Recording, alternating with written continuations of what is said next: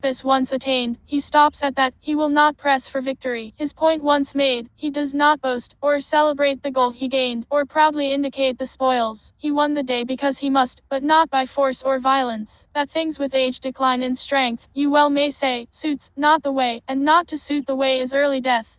31 Weapons at best are tools of bad omen. Weapons at best are tools of bad omen, loathed and avoided by those of the way. In the usage of men of good breeding, honor is had at the left, good omens belong on the left, bad omens belong on the right, and warriors press to the right. When the general stands at the right, his lieutenant is placed at the left. So the usage of men of great power follows that of the funeral rite. Weapons are tools of bad omen, by gentlemen not to be used, but, when it cannot be avoided, they use them with calm and restraint. Even in victory's hour these tools are unlovely to see, for those who admire them truly are men who in murder delight. As for those who delight to do murder, it is certain they never can get from the world what they sought when ambition urged them to power and rule. A multitude slain minus, and their death is a matter for grief, and for tears. The victory after a conflict is a theme for a funeral rite.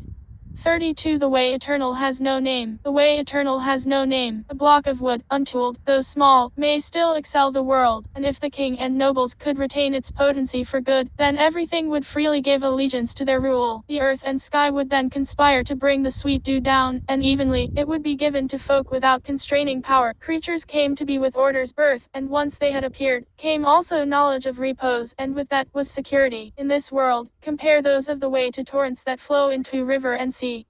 33 Wisdom and enlightenment. It is wisdom to know others, it is enlightenment to know oneself. The conqueror of men is powerful, the master of himself is strong. It is wealth to be content, it is willful to force one's way on others. Endurance is to keep one's place, long life, it is to die and not perish.